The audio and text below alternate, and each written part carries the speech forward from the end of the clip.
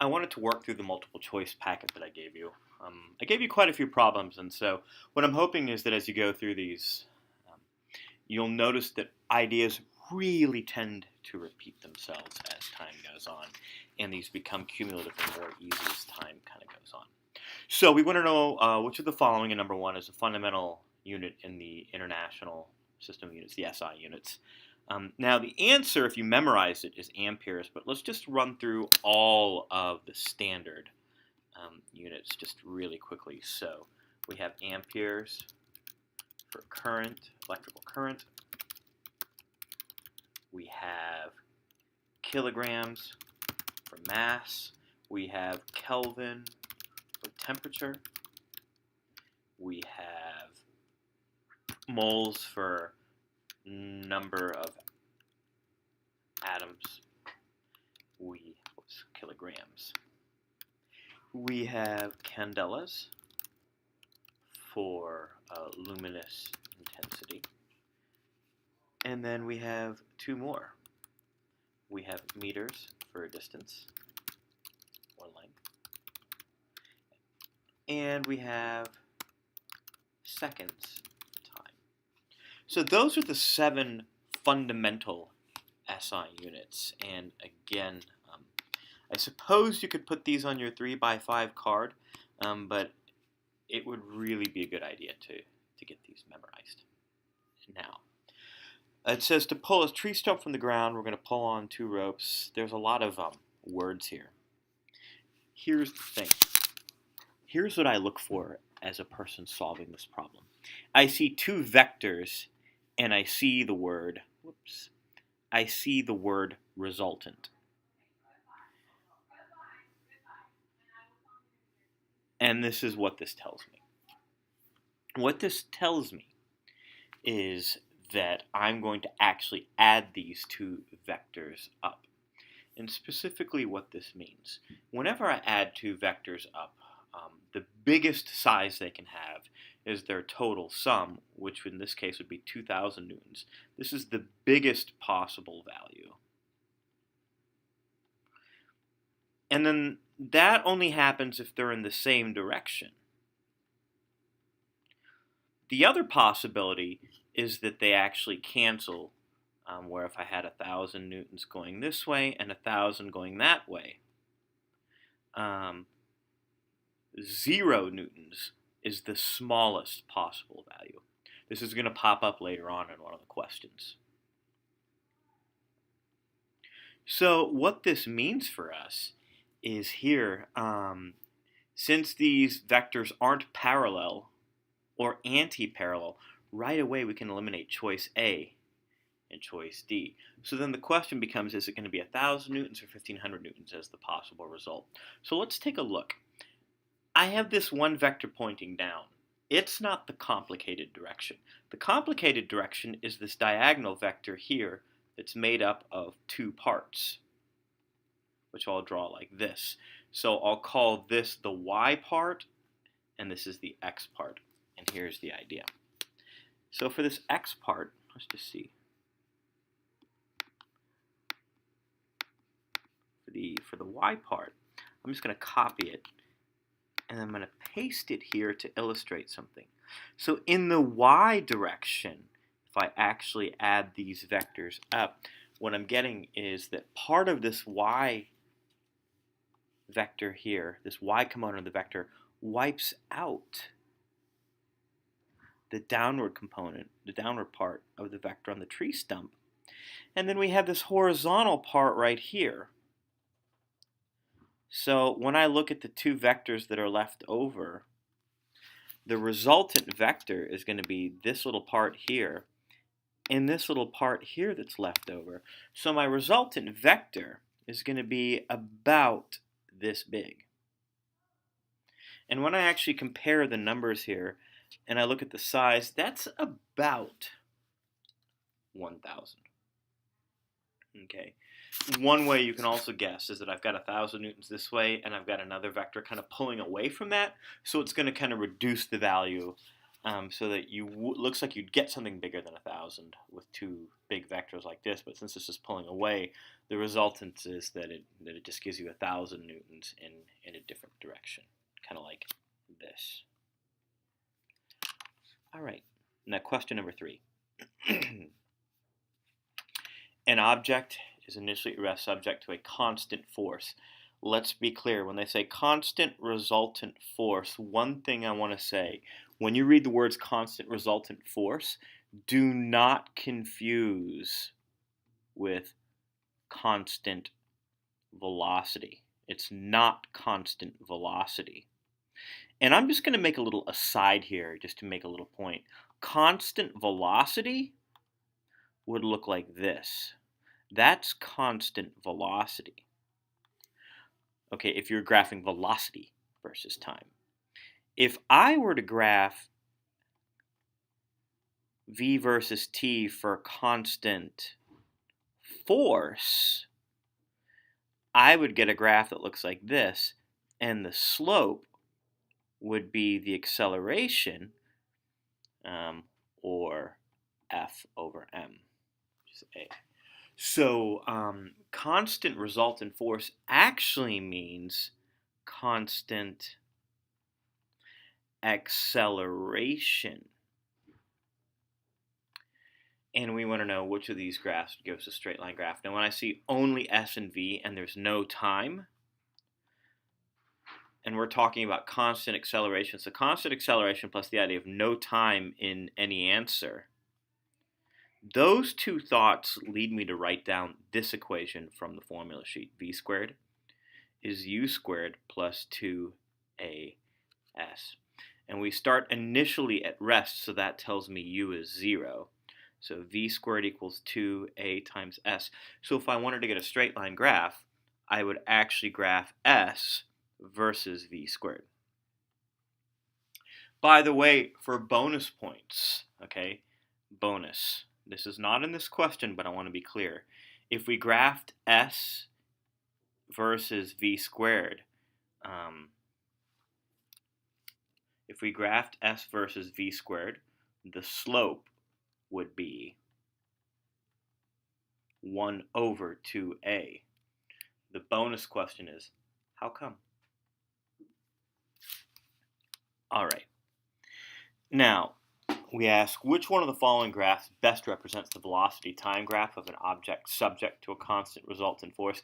That's so funny because we just went through that here. Again, velocity versus time for an object subject to a constant force. Again, that means uniform acceleration. A lot of people are going to choose D, but that's wrong. This is actually not a constant force. This is for a zero net force. Okay. These two are non-constant forces. It actually turns out choice A is the correct choice because then you have a constant steady acceleration, which is the slope, and that's equal to F over m, which is A. And for number 5, a car is traveling forward at constant velocity. Okay, first let's just underline the word constant velocity. Things we're going to be clear on for constant velocity. Just write these facts down. The acceleration is 0 and F net is 0. And this means all forces cancel. Okay. Another term for F net is resultant force. And let's be clear. Constant velocity means acceleration is 0 and the forces do cancel. Okay. Now, let's be clear. I needed an unbalanced force to get it moving in the first place. But once I get it moving, to keep it moving at a steady speed, I can actually relax so that the pushing force is exactly equal to any kind of frictional force we might have acting. So they give us a distractor. The total weight of the car and passengers is 1,000 newtons. So we want to know the resultant force in the car. We don't care about any of this. The resultant force, or the net force, is a big fat 0. Okay. Number 6 is a gotcha question. I have a cart moving this way, and it's leaking sand, and they make it look like the sand's left behind. Okay, but since there's no friction, what's actually going to end up happening is that when the sand falls, there's absolutely no reason for it to slow down if we're ignoring friction effects.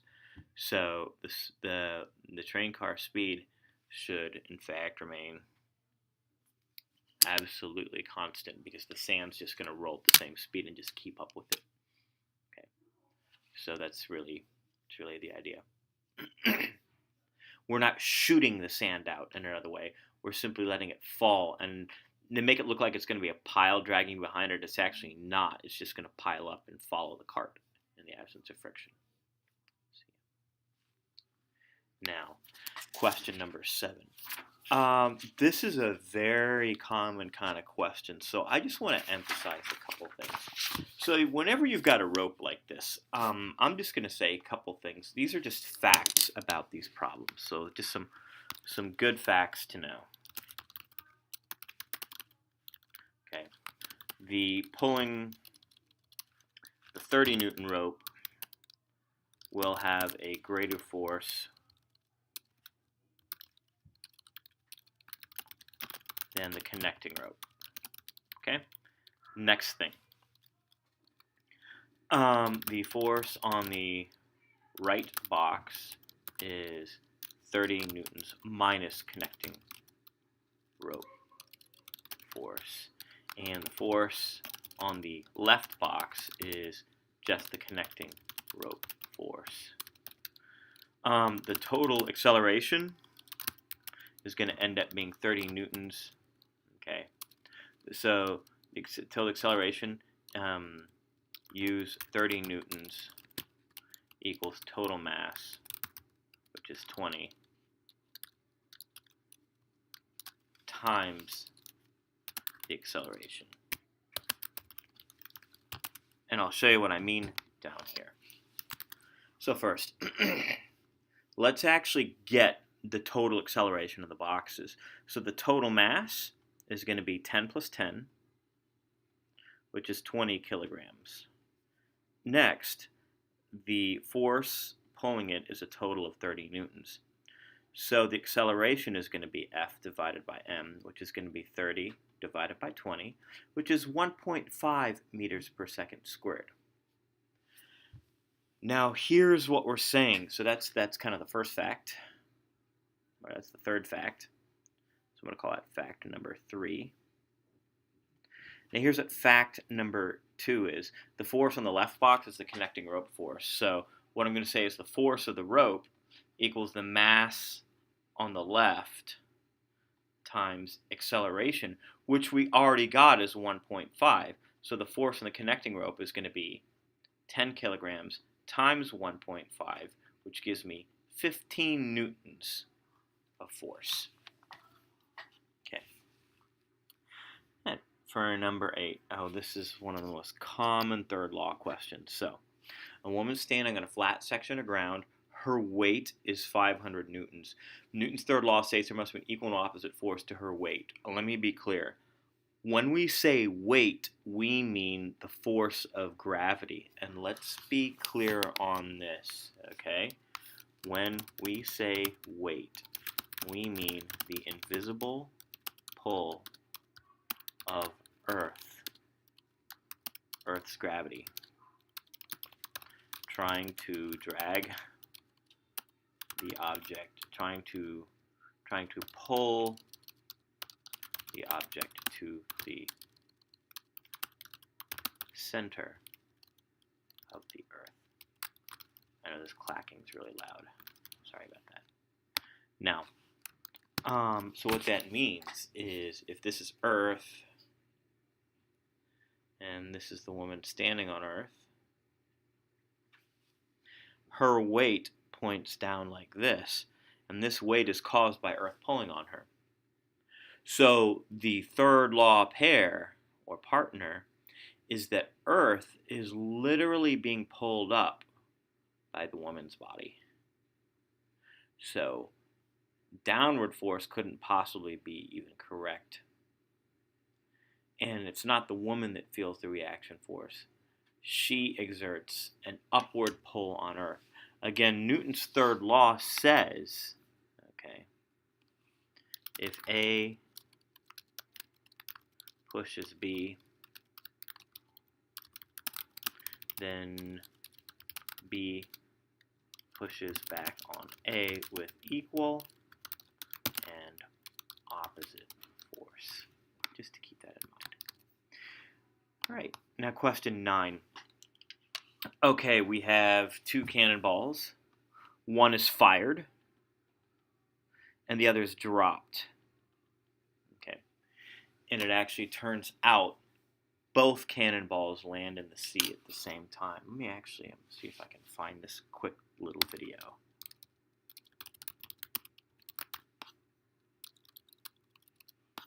All right, here we go. So check this out. One's going to be fired, one's going to be dropped, and this is what we see. And if you notice, they hit the bottom of the screen at the same time. One's fired, one's dropped, and they landed at exactly the same time. Wow, 1999, that's old. Right. So that's the idea here for number 9. For number 10, a particle is moving clockwise around a horizontal circle at constant speed.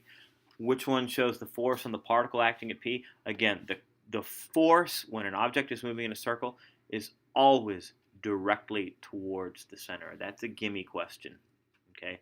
For circular forces, the net force always points towards the center. So for circular motion, the net force is always towards the center. And that's the idea with that one. So it'll be B. All right, that's the first 10 questions. I will be doing the second 10 questions in the next set of videos.